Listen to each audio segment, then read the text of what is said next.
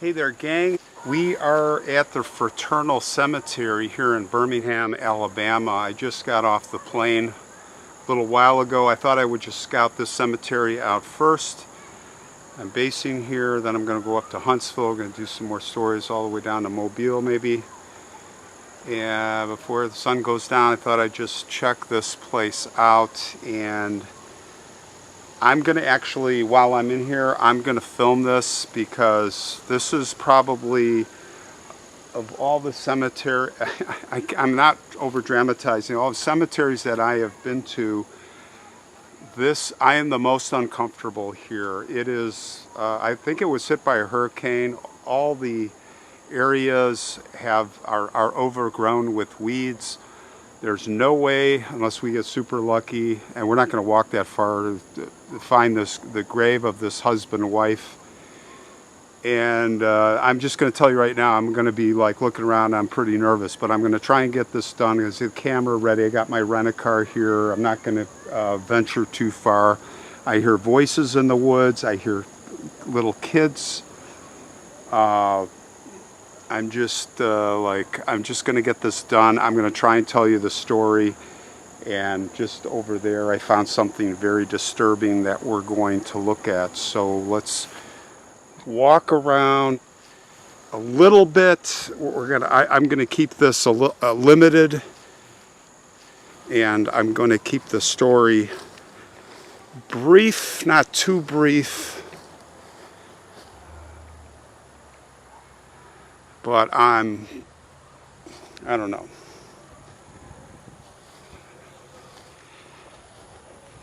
I'm not comfortable. So here's my rent-a-car. I'm just going to stay close to this. Looks like there's some kind of building here. Maybe this was a holding crypt at one time. Looks like some shelves. Probably a maintenance shed. But we have a little section here that we can look at that's near the car. And yeah, this story is about the axe murders, the Birmingham Axe Murders. Now, there's a book that I found, and Laura Bentley, who's a viewer, and Dustin Burrell recommended this story. I think Laura's from around these parts, but yeah, I think this area is called Pratt City. And the book, I got this book called The Infamous Birmingham Axe Murders, and I recommend it. It's a really good book. Really goes into the detail. And like I said, there's no pin marker on the graves. So wanted to see the graves of one of the victims. His wife died before him. And yeah, you just have to excuse me. I got my head on a swivel. This is not a good neighborhood. Let's start there and let's leave it there. And I'm very distracted from we're just going to take it as we see it here. But yeah, the infamous Birmingham Axe Murders. You know, we had all that stuff going on in New Orleans. I told the story of the Maggio family a couple of years ago. Just following that, when it died down in New Orleans, it started up here. 1919 to 1923, literally 2 months after the last murder in New Orleans. And it was all about killing these grocers, mostly Italians. Can't even read the inscriptions on these.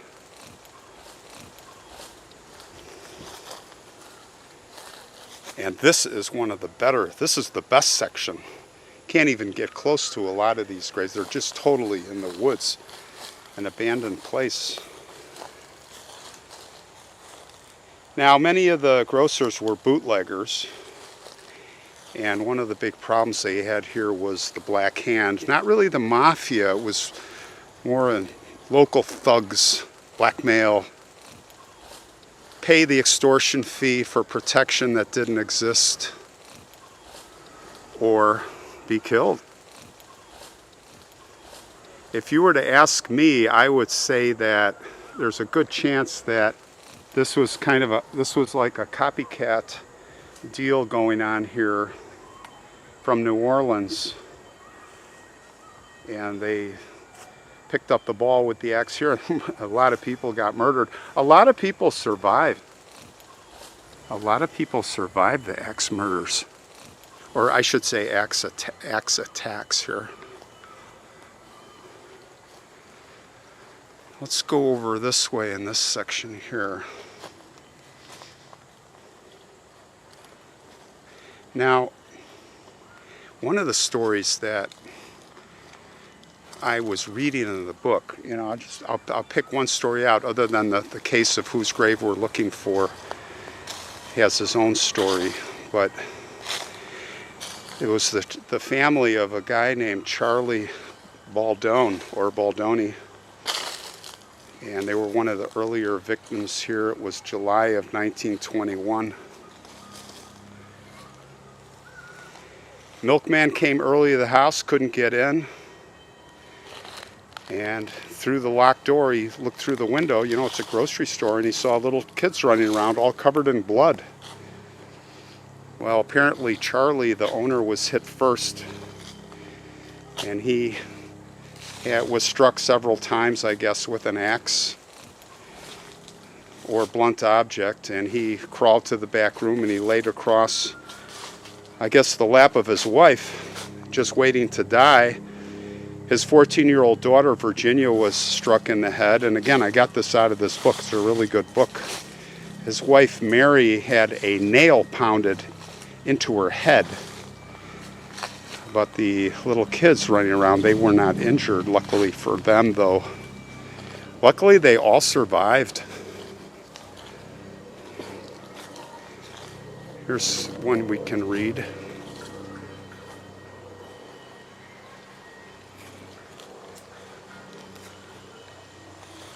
From Scotland.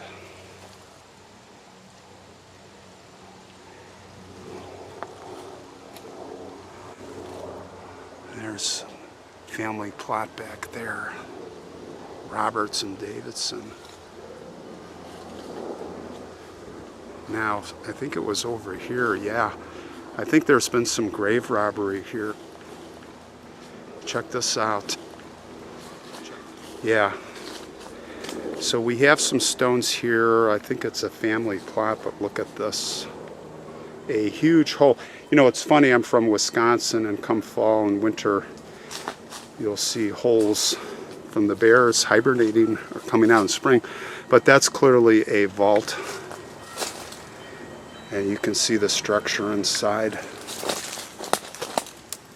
And someone got in here and stole the body. And maybe they were just looking for the valuables sometimes, right? But that's really creepy. Now, again, I gotta pause here and there. I'm just like looking around, making sure we don't get ourselves in any trouble, and just not feeling comfortable here. So let me tell his story. And who is he? Charles Graffio was a grocer. He was a grocer here. And he was a bootlegger too, they said, and his wife, Rosina, married. They had a little boy named Johnny, and Rosina had died 9 months before. Now we're talking about May 28th, 1923. And I guess he did not want to pay the Black Hand that money.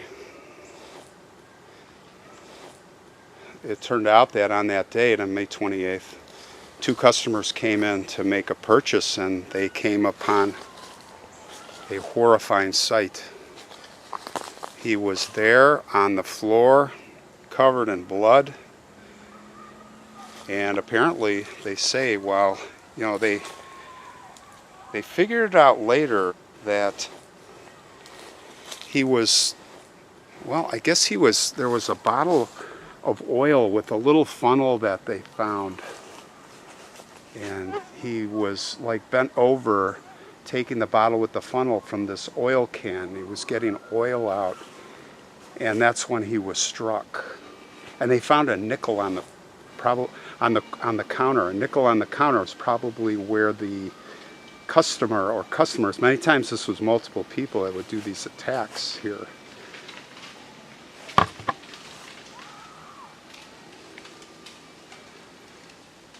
All right, hold on. Just gotta keep. I think that was the wind. Okay, all right. So anyway, getting back to the story, I think that whoever the assailant was, or assailants, had left the nickel there to trick them, like, okay, we're gonna pay. So yeah, they found him like that, just bludgeoned to death. Charles. So, you know, they're buried here, and I'll put a picture of the stone, their stone, his wife and him.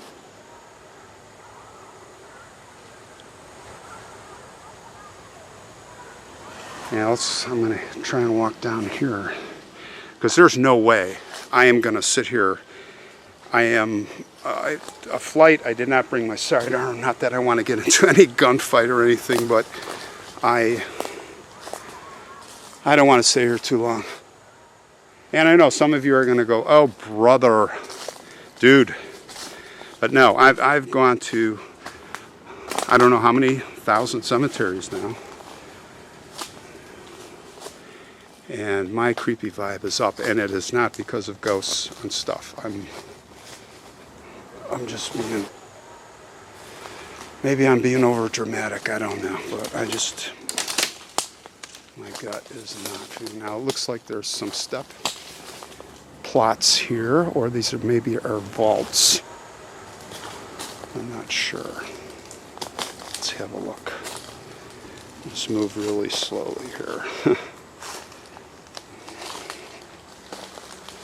Yeah, there's another big stone over here. Let's see if I can get a picture, some film of it.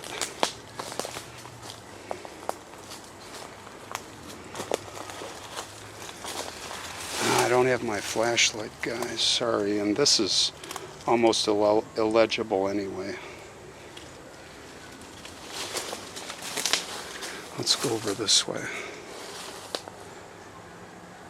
So yeah, they smashed his skull, and little Johnny had to go live with his Aunt Dorothea in Illinois. So this, we got a cop car doing something to somebody, making an arrest. All right, let me just tell you, this city was